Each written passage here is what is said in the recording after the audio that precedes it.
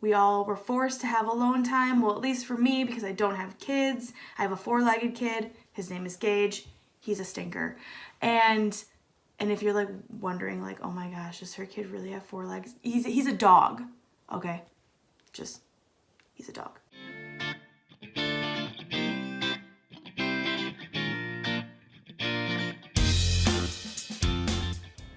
Hey, happy Monday.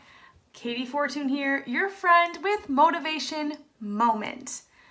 Today, I want to talk about something I talked on my podcast, the Different Ability podcast, about, I think it was a week ago, or it was a week or so ago, I believe.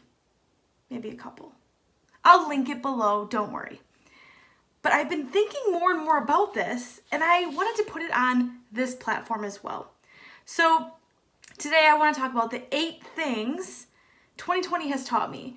And if you listened to the podcast episode, it's not going to be the exact same. I mean, the 8 things are, but I didn't take this recording and put it on my podcast like I have before. So listen in. Today, I'm sure something else will come out of my mouth that did not come out of my mouth for the podcast. Also, thanks for being here. And again, Happy New Year. 2021, I'm going to give you a shot. So, all right, the 8 things. Number 1, your goals and plans will change. You're probably listening and hearing all of these things online. You need to have goals, do these plans, all this stuff. And that's all great. I love all of that stuff. But here's my thing. And this is something that I learned in 2020. It will change. There are just some things that are completely out of our hands. And 2020 was completely out of my hands, at least. So I used to plan big dreams and goals, and I have to do all of this stuff in this year. And again, nothing against that. So if you're doing that, great. But for me, I learned quickly that I needed to change what I was doing. So this year, I have decided to have a couple goals and work really hard on those, and then keep building everything I'm building. Like I said, I used to have so many, and it was overwhelming. So they're going to change no matter what. That's just my message to you. So pick a few dreams and goals, or resolutions, whatever you call them.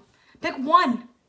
And I like to say, like, what do you want to do in the first month? That's, again, something new for me. What is my goal in the first month? So there's that. Number 2, embrace the change.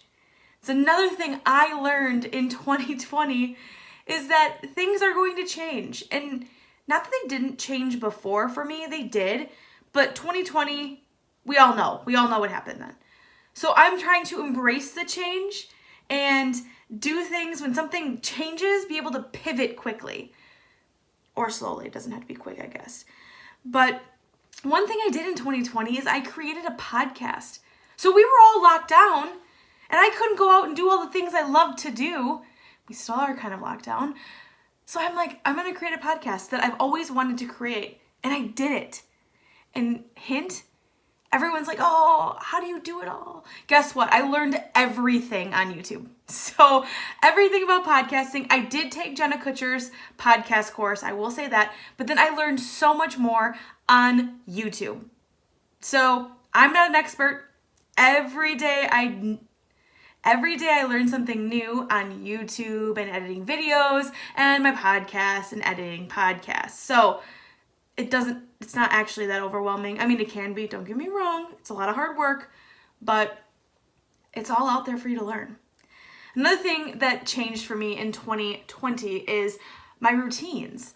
I loved my routines. I loved getting up super early in the morning and getting to the gym, getting my workout in, and I just felt like if I missed a day, I was a failure.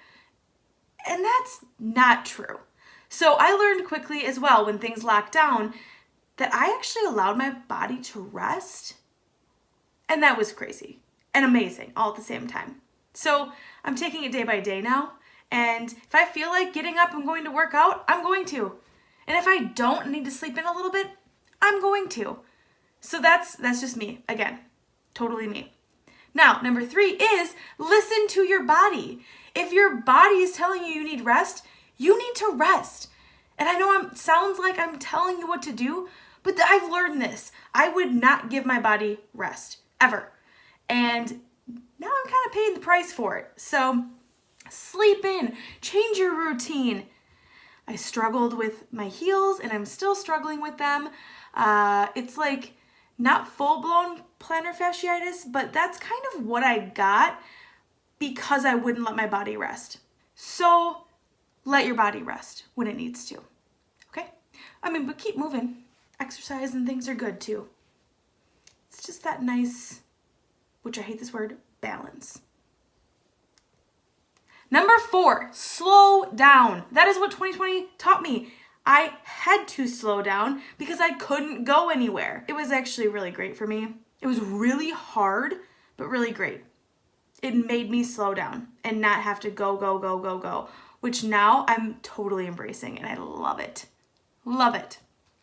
Number 5, alone time is good.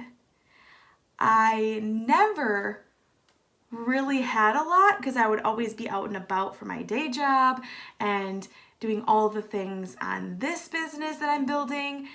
And because of 2020, we all were forced to have alone time. Well, at least for me, because I don't have kids. I have a 4-legged kid. His name is Gage. He's a stinker. And if you're like wondering like, oh my gosh, does her kid really have 4 legs? He's a dog, okay? He's a dog. And Chad was working a lot and everything. So I had a lot of alone time. And I hated it right away. But now I love it and I need it. So that's another thing that I learned. Number 5 is alone time is actually good. Number 6, cherish every moment. So here's the deal. 2020, a lot of people have lost loved ones, lost their sense of what we're supposed to be doing in the world because we were all locked down and we all are still locked down in some areas of the world. And for me, it just taught me that you don't know when your time is up. And you don't know when people that are close to you, when their time is up.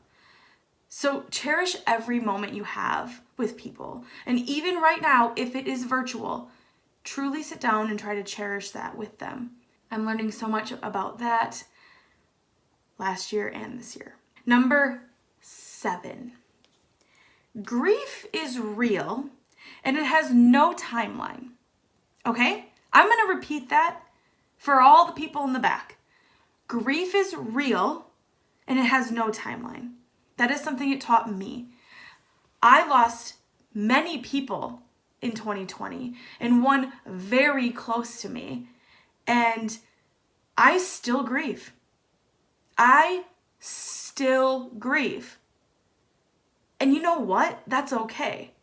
The more I've been thinking about it this past week, and that's why I want to do this episode, is because I was talking to someone on the phone about grief the other day, and it hit me. I'm like, I'm still grieving the loss of my grandparents back in 2000, and that's okay.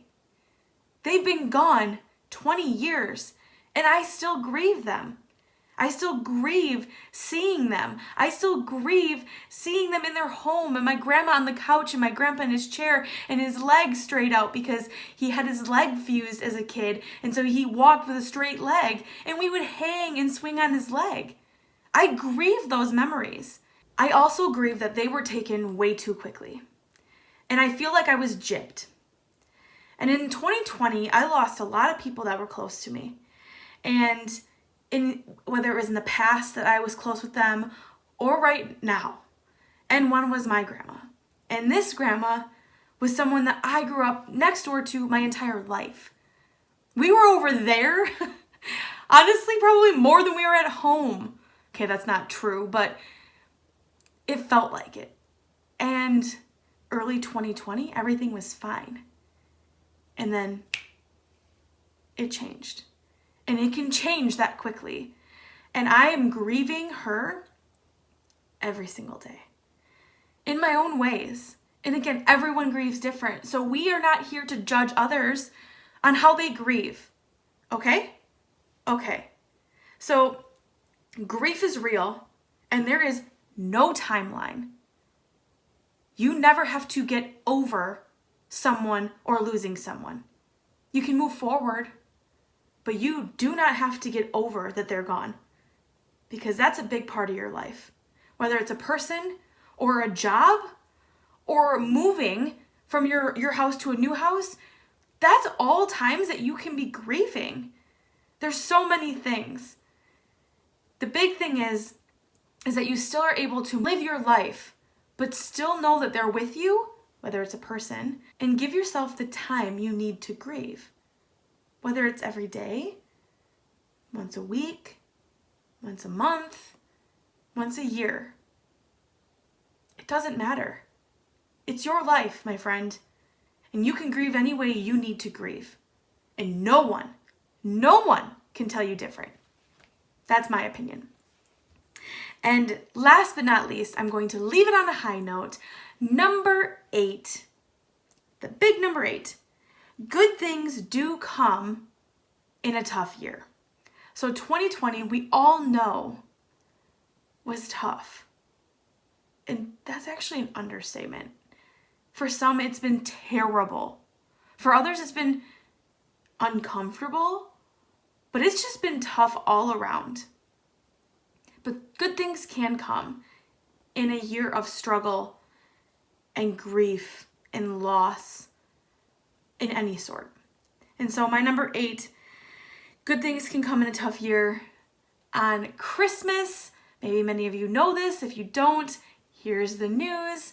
On Christmas Day, that is Chad and I's 7-year anniversary together, and he asked me to officially live the rest of our lives together.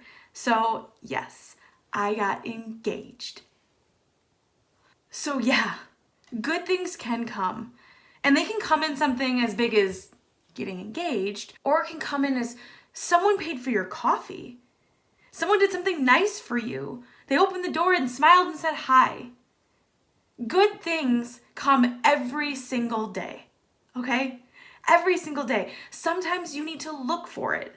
And the more you look for it and the more things you are grateful for, and when something great happens, you're like, wow, and you acknowledge it, the more you will see the good in the world. So my friend, it is up to us to make 2021 a great year. A great year.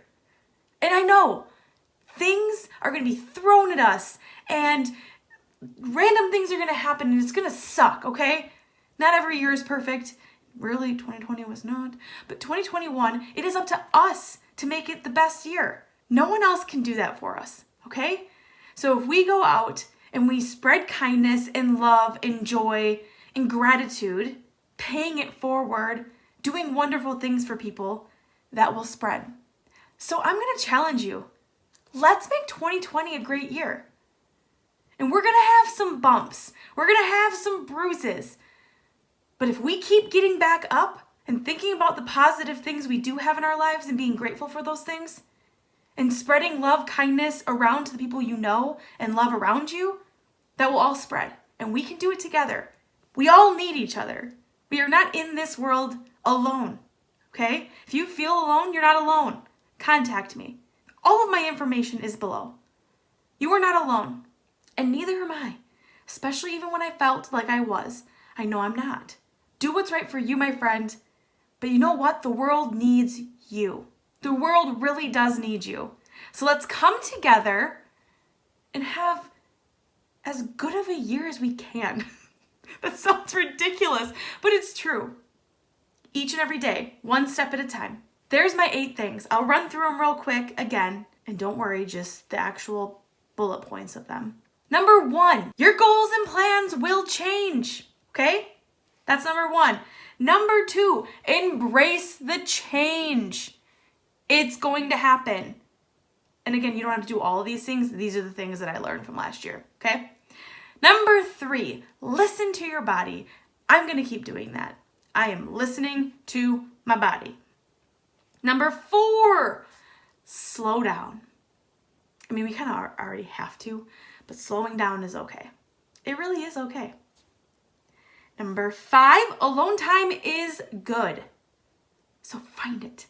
Even if it's just 1 minute by yourself, find it. Number 6, cherish every moment. Please, cherish every moment of 2021. Number 7, grief is real and it has no timeline. And number 8, good things can come in a tough moment, a tough week, a tough month, and a tough year. We just have to look for them. Thank you for listening to this week's episode. If you like it, thumbs up. Don't forget to subscribe to the channel. There's so much more coming your way in 2021. And if you need anything else from me, all my information is below. Also, go check me out on Facebook and Instagram and all the places. I'm working on some fun things. And if you want to be a part of them, let's do it. Have an amazing day. See you later. And as always, less hate, let's go motivate. And have a wonderful, wonderful day. See ya. Okay, if that heater thinks about coming on one more time in the middle of my video, I swear. Also, side note, I'll turn it off when I'm recording and then I forget to turn it back on. So Chad is like, Katie. So I have to put a note next to it. Turn back on so I don't forget.